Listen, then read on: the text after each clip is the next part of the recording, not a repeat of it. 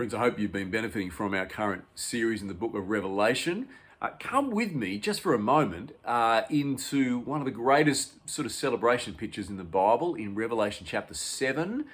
Remember, that's happened after the sixth seal of the Lamb's judgment upon the earth has happened, and we're given a glimpse into what Jesus has accomplished and what's seen in heaven. That picture of the 144,000, the complete picture of God's people, which, as John, remember, he takes another look and then he sees a multitude that no one can count from every tribe, nation, language, tongue, and they're all dressed in victory white. They're proclaiming the wonder of the Lamb, the victory of their King. It's just, wow, one of those most spectacular, spine-tingling moments into the Bible, this glimpse of the glory to come.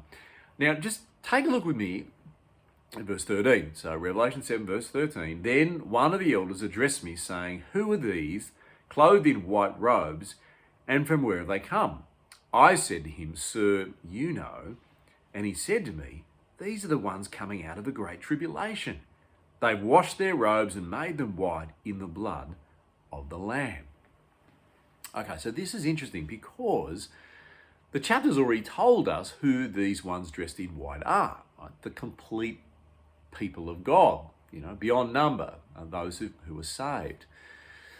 Why is this question asked here? Well, I think it's because he wants to make it explicit. These are the ones, firstly, coming out of the great tribulation, and secondly, who've washed their robes and made them white in the blood of the Lamb.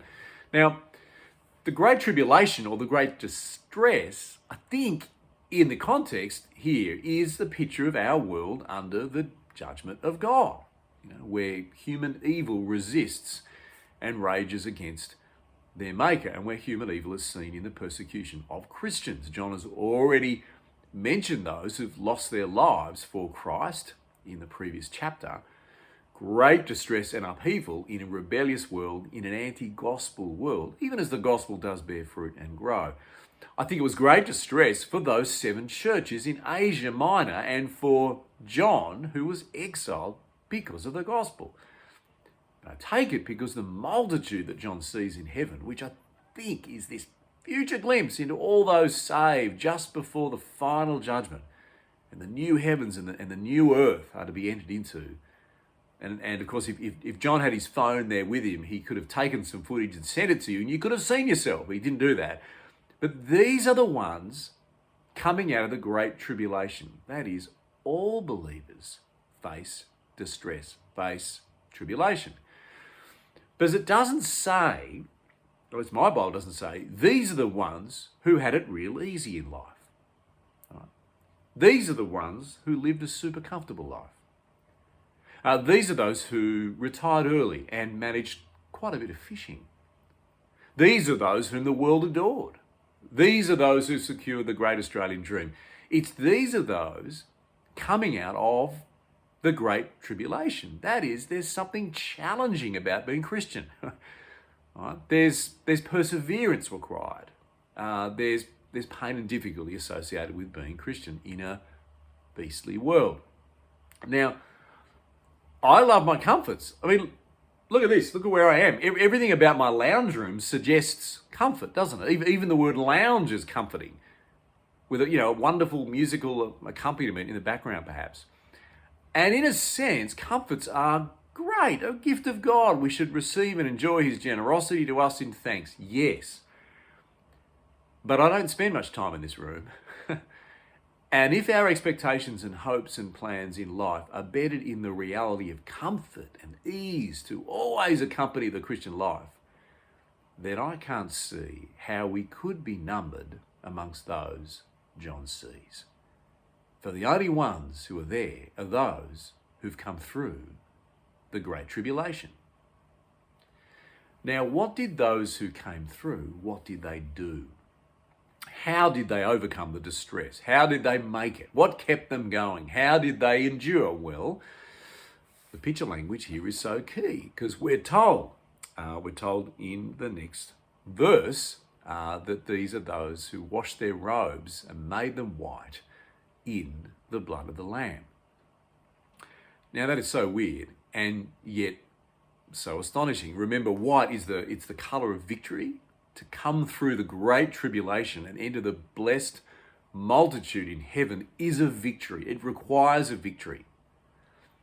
How did these people go about it or make it possible? Well, it wasn't them, of course. Their hopes were pinned to the victory of another, the great distress of Christ, his great tribulation, his death on the cross, the Lamb who was slain. He's the conqueror.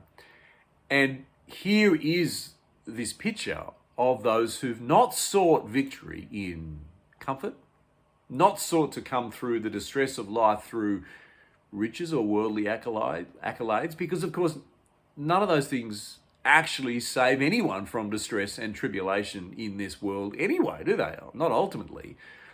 So, you seek for comfort in the things of this world. It doesn't actually fill or complete or bring you that for which you yearn. It actually robs you.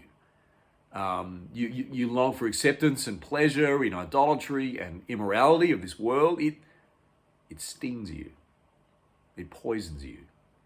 It hardens you all the more to the God under whose judgment this world stands condemned. Sure, you avoided persecution and difficulty by not becoming a Christian, but in the end, in no way was it worth it. But here's the thing, in Christ, it most certainly is. For ironically, our only true comfort is found in Christ. And he will comfort, all right, because he has conquered on our behalf. And not a moment in eternity will anyone ever question, was it worth it? Was it worth it living as a Christian? Was it worth putting the gospel first? Was it worth facing some opposition and bemusement from the world? Was it worth not chasing after more comforts in that old earthly life? No, it was worth it, all right. To be disentangled and freed from the dreams of that old world, that was worth it. To play a part in the cause of Christ in that old world, which brought blessing and benefit for others into the new, even using me of all people, that was worth it. But of course, Jesus is more than worth it. And you see the theological reality that Revelation gives us, this amazing visual display of what is really going on. It comforts those who are going through affliction and trouble. And if that's you, it's for your comfort. How encouraging this actually is to keep pressing on, for Christ has won, and this day will soon come for you. But Revelation also challenges, doesn't it? It also troubles the comfortable. It shakes us up to what really matters, shows us the worth of the Lamb, and calls us to persevere in the right things. So who are these? The elder asked John. Who are these clothed in white robes, and from where have they come? And he said to him, and can you imagine joy and amazement in his voice when he says, these are the ones coming out of the great tribulation. They've washed their robes and made them white in the blood of the Lamb. So be encouraged, friends, and be amongst those that have done and continue to do exactly that.